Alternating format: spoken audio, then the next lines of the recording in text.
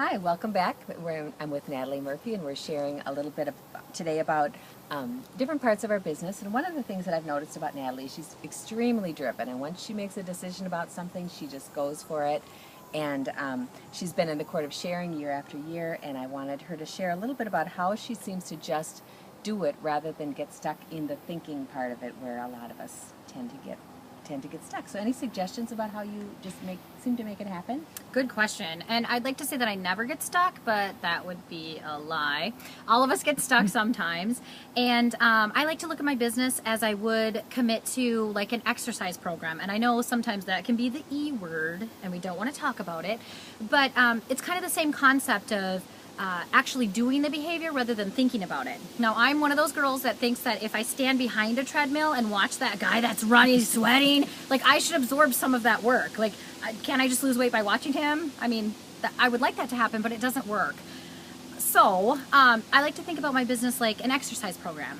And so when you have a goal to be healthy, whatever your goal is, you always have a time limit on when you want to achieve your goal, and then you always break it down weekly. So if you had an exercise program and your goal was to lose 40 pounds or run a 5K, you would have a trainer, a director, that would probably help you figure out your weekly plan, and you would commit to coming to your trainer or working out in your certain workout patterns probably 3 to 5 times a week for a certain amount of time.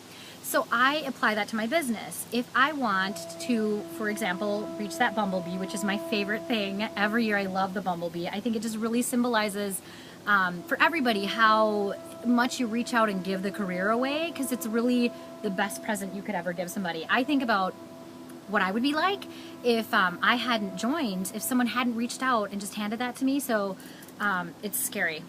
It's very frightening. So if I know that I would like to be in the court of sharing, I know that every month I have to have at least 2 new recruits, and you back that up to parties, that's at least 5 to 10 parties, and you back that up to phone calls, that's at least 2 nights a week that I make phone calls. Follow-up phone calls, booking phone calls, inviting guests to meetings. So if I treat my business like an exercise program, I know how many times a week, for how many hours, I will be doing which activity. So I don't know if that helps people, but for me, I need things broken down and then maybe finger puppets to sing it to me. So once I related it to something simple that my brain could wrap around, I thought, oh yeah, I can take an hour after dinner and make 10 phone calls. And I make the list the night before, ladies, because after I have had dinner and the TV remote is right there and my husband's right there and the recliner with his feet up, I think, ooh, I'm totally doing that. Instead of getting on my treadmill and walking for my 20 minutes. So I hope that's helpful. That's very helpful, yeah. Can you give us a sample of what you might say to these ladies when you're making these calls? Oh, yeah, I'd love to. Okay, so if it's a booking call, I call them and I say like, hi Susie, this is Natalie Murphy with Mary Kay. Did I catch you at a good time? And they usually say, yeah, I have a minute. And I say, yeah, because I would hate to disrupt dessert. Like if you're eating dessert right now, I don't even know why you answered the phone, because when I'm having a brownie, I'm having a brownie. And then they laugh, so I try to lighten it up, and I'll say, I just want to let you know that you have been on my list because I know probably your cleansers are running out. Like if you're shaking your bottle and banging it on the counter, that it might be time, and I'm running a sale. And I'll give them whatever special it is that I'm running. Then I'll say, and if you are interested, I have double hostess credit going, and if you want to get a couple of girlfriends together, you can get your reorder for free. And then I wait, because the first person that talks loses. So you wait. So my personality, I have to sit on my hands, and I have a note that says stop talking that's on my computer, because I will just keep talking. So that's what I say for a booking call. Okay. So if she were to say, well, what does double hostess credit mean? What might that look like? Oh, that's a great question. What I tell them is I say, okay, automatically just for having your girlfriends there, and I pick a number. I say just for having 4 of your girlfriends there, you automatically get $75 worth of product for only $35. I use the Mary Kay one. And then I say, on top of that, I'll double it, and you'll get a percentage of whatever is sold in addition. Because if you guys have done the math on the 75 for 35, it's basically half price. I think it's like $1 or $2 difference. And if you take advantage of the ordering bonuses where the company does the Biz Builder bucks, you actually don't lose any money. If you use those programs, you actually don't lose any money. And then I'll use the sliding scale on the 10% of the sales, the 15% of the sales, and the 20% of the sales. So just something like that. Okay, great, great. And do you find you ever get any objections? I mean, does everybody that you ask, do they always book, or do some people have objections, or Of what course, happens? because I'm Snow White and my life is perfect. And when the dwarfs leave to go work in the mines, the animals come in and do my dishes because I'm perfect. No, of course I get objections. And I get people that say, I'm too busy, not right now, I don't know anybody, and things like that. And then I'll turn it and I'll say, well, you know, I do have specials for people that are willing to be in my portfolio. We have a new color line that launched, and I need every hair color, every eye color, every skin tone. I need examples, like before and after photos of our new product line. If you would be willing to do that for me, I can offer you some huge specials because I know your reorder is coming up. Does that sound like something you'd be interested in? And who doesn't like to be told they're pretty enough to be in your portfolio?